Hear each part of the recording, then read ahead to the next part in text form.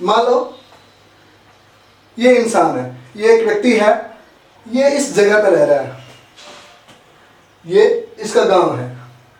अब इसके गांव से जो थोड़ा बड़ा है वो क्या है, उसका गांव किसके अंदर में आता है, किसके अंतर्गत आता है, एक जिले के अंदर में आता है। और जिला किसके अंतर्गत आता है, राज्य। राज्य किसके अंतर्गत आता है, देश। और देश किसके अंतर्गत आता है, विश्व। जिस प्रकार से ये स्थिति बनी हुई है एक इंसान की, मतलब कि विश्व कहाँ है और एक इंसान कहाँ है, अब दोनों की स्थिति का अंदाजा लगा सकते हो कि इंसान की जगह पूरे विश्व में कहाँ है और फिर ये विश्व कहाँ होगा। आपने पृथ्वी के बारे में जरूर सुना होगा। अब हमारा लेसन ही यही है, सौरमंडल में पृथ्वी, तो हमें पृथ्वी से ही शुरू करना पड़ेगा। देखो यह है हमारी पृथ्वी, जिस पर हम रहते हैं, जिस पर हम अपना जीवन यापन करते हैं। हम तो क्या, जिस पर पूरे जीव जंतु रहते हैं, हर प्रकार के पशु पक्षी रहते हैं, हर तरह के जीव जंतु रहते हैं। जलीय जीव, जो वायुमंडल में घूमने वाले पक्षी हैं वो, और हम कहाँ रहते हैं, इस पृथ्वी पर रहते हैं। जो पृथ्वी की स्थिति है वो कहाँ पर है, ये पृथ्वी जो देख रहे हैं आप, ये एक सौरमंडल का भाग है। ये जो पृथ्वी है किसका भाग है, सौरमंडल का। और फिर आपने सौरमंडल के बारे में सुना होगा, एक सौरमंडल भी तो किसी का भाग हो सकता है। जिस तरह हमारा देश, हमारा राज्य, हमारा जिला, हमारा गांव किसी राज्य का, किसी जिले का, किसी देश का हिस्सा है, उसी तरह ये पृथ्वी भी तो किसी एक बड़ी चीज का हिस्सा होगी। जैसे ये इंसान किसी एक पर्टिकुलर जगह का एक हिस्सा है, किसी निश्चित जगह का एक हिस्सा है, तो उसी प्रकार ये पृथ्वी भी एक निश्चित जगह का एक हिस्सा है। पृथ्वी सौरमंडल का ही भाग है, सौरमंडल में पृथ्वी का निवास है। और ये जो सौरमंडल है, सौरमंडल की भी तो कोई ना कोई स्थिति होगी। तो जिस प्रकार पृथ्वी की स्थिति सौरमंडल में है, वैसे ही सौरमंडल की स्थिति आकाशगंगा में है। अब जिस प्रकार पृथ्वी की स्थिति सौरमंडल में है और इंसान की स्थिति पृथ्वी पर है, तो उसी तरह पृथ्वी सौरमंडल का एक भाग है। और सौरमंडल किसका भाग है, आकाशगंगा का। अब ये आकाशगंगा भी तो एक किसी का भाग हो सकती है। जिस तरह ये पृथ्वी और ये इंसान किसी एक हिस्से का भाग है, किसी एक स्थिति जगह का भाग है, तो उसी तरह ये आकाशगंगा भी तो किसी का भाग हो सकती है। वो है ब्रह्मांड, जो हमें पूरी तरह से, जिसको हम पूरी तरह से देख भी नहीं सकते, कितना फैला हुआ है। रात को आप जब खुले आसमान के नीचे आते हो तो देखते हो असंख्य तारे चमकते हुए दिखाई देते हैं। तो क्या आप उससे अंदाजा लगा सकते हो कि ये कितना बड़ा है। हमारी जहां तक नजर जाएगी, जहां तक नजर जाएगी, हम वहां तक उसको देख सकते हैं, लेकिन उससे आगे नहीं देख सकते, क्योंकि हमारी आंखों की जो देखने की क्षमता है, हम वहीं तक, जितनी दूर तक देखने की क्षमता है वहीं तक देख सकते हैं। लेकिन ये नहीं कि जहां तक हमारी आंखें देख सकती हैं, ये ब्रह्मांड, ये विश्व, ये सौरमंडल, ये पृथ्वी वहीं तक है, नहीं। इसका विस्तार बहुत बड़ा है, इसका जो भाग है वो बहुत बड़ा है। एक वैज्ञानिक हुए थे हबल, उन्होंने एक दूरबीन की सहायता से, एक दूरबीन की सहायता से इसको देखा था।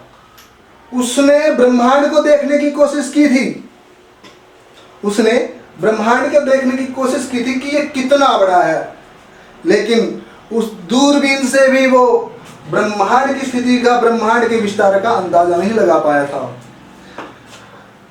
लेकिन उसने एक चीज जरूर जानी, अपने अध्ययन में उसने एक चीज जरूर जानी कि ये जो ब्रह्मांड है ये विस्तार कर रहा है, अभी भी विस्तारित हो रहा है, अभी भी फैलता ही जा रहा है। इसका कोई अंत नहीं है। उसने एक थ्योरी बनाई, एक सिद्धांत बनाया था कि जो ये ब्रह्मांड है, जो ये यूनिवर्स है, इसका ना तो कोई आदि है ना कोई इसका अंत है। क्या है, ना तो इसकी शुरुआत हम देख सकते हैं कहां से हुई थी, कहां से नहीं, ना ही हम इसका अंत देख सकते हैं कि ये कहां तक फैला है और कहां पर खत्म होगा, नहीं। लेकिन उसने एक खोज जरूर की थी। उसने क्या खोज की? उसने जब दूरबीन से देखा तो उसने देखा कि ये जो ब्रह्मांड है ये फैलता जा रहा है, फैलता जा रहा है। अब ब्रह्मांड में ये आकाश गंगाएं होती हैं। हमारी एक आकाश गंगा है जिसमें हमारा सौरमंडल है, हमारी एक आकाश गंगा है जिसमें हमारा सौरमंडल है। ये एक आकाश गंगा नहीं है, ब्रह्मांड में ऐसी असंख्य आकाश गंगाएं हैं, अरबों खरबों की संख्या में, अरबों खरबों की संख्या में आकाश गंगाएं हैं। और उन आकाश गंगाओं में बहुत सारे सौरमंडल हैं।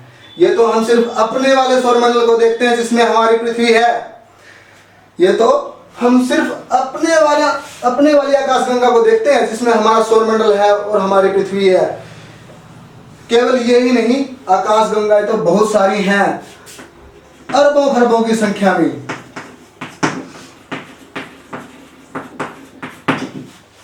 अरबों खरबों की संख्या में आकाश गंगाएं हैं। जिस तरह अरबों खरबों की संख्या में आकाश गंगाएं हैं, उसी तरह आकाश गंगा में असंख्य तारे हैं, असंख्य तारे हैं।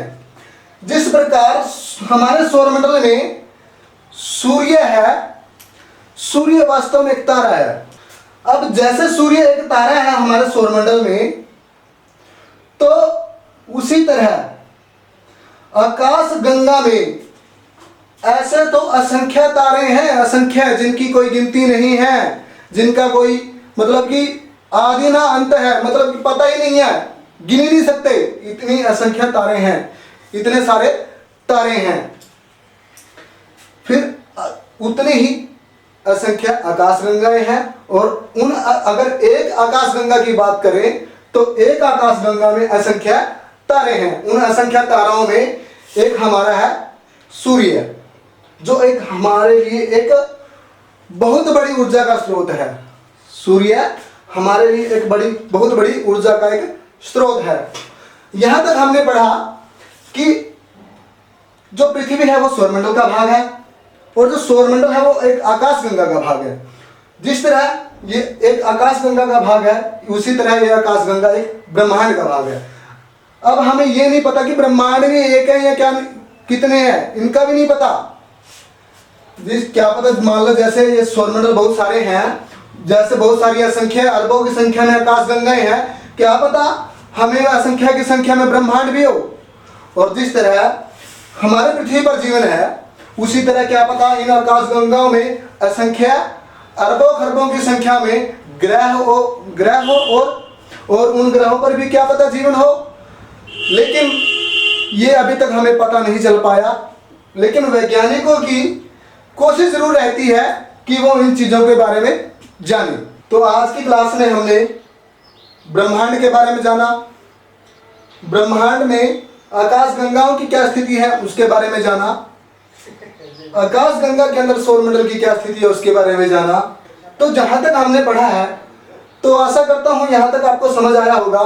तो अब हम इसको सौरमंडल, ये हमारा बहुत बड़ा पार्ट है, इसको हम अगले नेक्स्ट पार्ट में पढ़ेंगे, अगली वीडियो में पढ़ेंगे। अगली बार मैं इसको लेकर आऊँगा, तब आपको साथ में कॉपी पेन लेके बैठना होगा, क्योंकि इसके अंदर बहुत सारे आंकड़े हैं वो आपको नोट करने होंगे।